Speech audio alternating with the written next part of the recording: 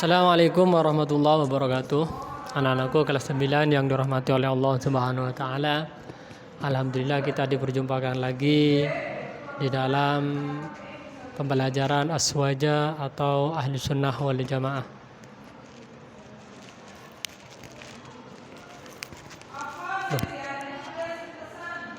Anak-anakku sekalian, pada pertemuan kali ini saya akan menjelaskan tentang perbedaan-perbedaan dari empat madhab, dari segi fikihnya bagaimana perbedaannya, kenapa kita Ustaz kok harus empat madhab kok bukan madhab yang lain, kok enggak madhab, ada tambahan madhab, ada madhab Nawawi, karena mereka semua madhab-madhab setelah empat madhab ini, yang terakhir Imam Ahmad bin Hanbal itu semuanya kembali mengikuti mazhab mereka. Seperti Abu Hurairah ini kan ahli hadis, tapi yang diikuti adalah mazhabnya Imam Syafi'i.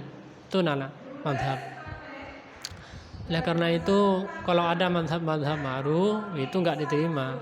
Ya, di mana empat mazhab ini timbulnya atau berkembangnya adalah pada zaman Bani Abbasiyah, yaitu Khalifah Bani Abbasiyah yang menjabat kurang lebih 550 tahun, kurang lebih ya, 5 abad 50 tahun, di mana pada waktu itu perkembangan ilmu sangat pesat, akhirnya banyak berkembang keilmuan-keilmuan pada masa itu.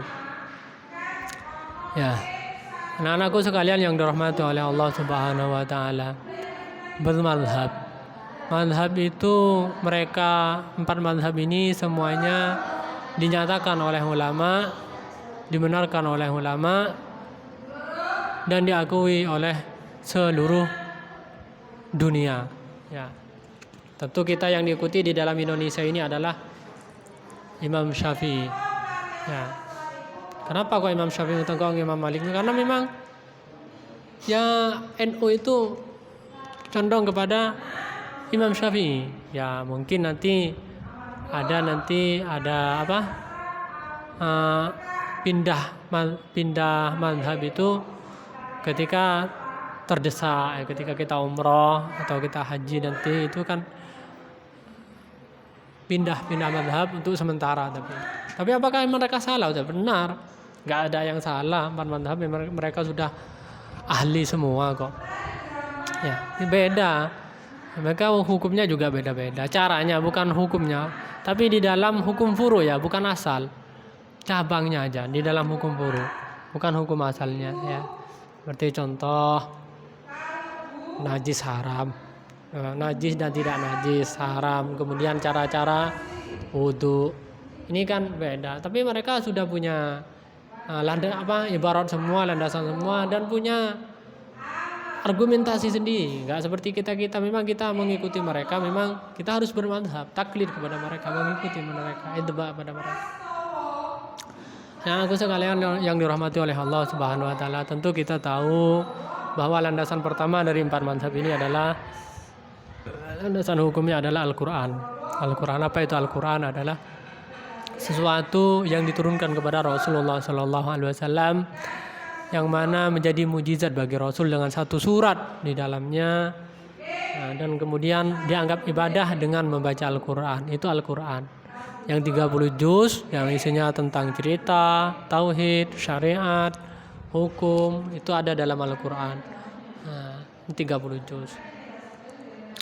Kemudian yang kedua adalah sunnah. Sunnah itu yang diambil daripada sesuatu yang disandarkan kepada Rasulullah, baik itu berupa ucapan Rasulullah, pekerjaan Rasulullah, atau pengakuan Rasulullah. Tidak dikerjakan, tidak diucapkan, tapi diakui oleh Rasulullah, seperti pekerjaan sahabat Umar, kemudian diakui oleh Rasulullah.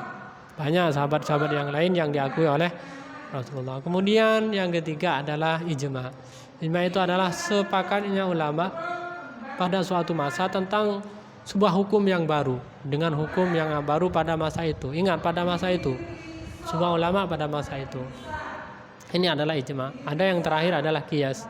Qiyas itu adalah menggabungkan sebuah furu, cabang kepada asal.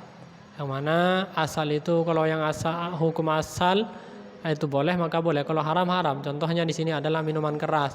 Minuman keras di dalam Al-Quran dijelaskan sudah haram, hadis haram. Nah, minuman keras itu apa? Homer, perasan anggur itu haram. Nah, kemudian ada hukum-hukum baru yang tidak ada pada masa itu, yang tidak ada dalam Al-Quran, tidak ada dalam hadis, ada pada zaman sekarang. Itu nanti hukumnya dilihat ilatnya, dilihat penyakitnya, dilihat asbabnya. Nah, contoh di sini adalah air cuka. Air cuka memang boleh.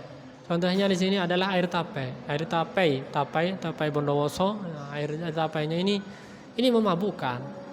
Nah, contoh air tapainya memabukkan. Maka kalau memabukkan nanti haram. Karena apa? Karena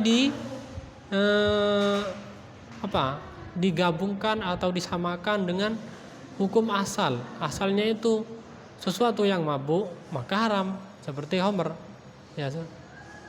Nah, homer ini kan memabukkan.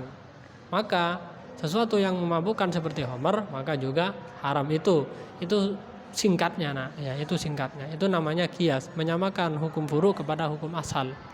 Begitu, nah. Dan semua 4 mazhab ini mereka mengakui dengan adanya ijma, adanya qiyas. Oleh karena itu anak-anakku sekalian, kita itu harus bermadhab, harus mengikuti madhab, dan madhab yang umum yang kita ikuti di dalam Indonesia ini, di negara Indonesia kita ini adalah madhab Imam Syafi'i. Nah, mungkin itu saja perkenalan kali ini. Semoga ada manfaatnya, ada barokahnya. Kurang lebihnya assalamualaikum warahmatullahi wabarakatuh.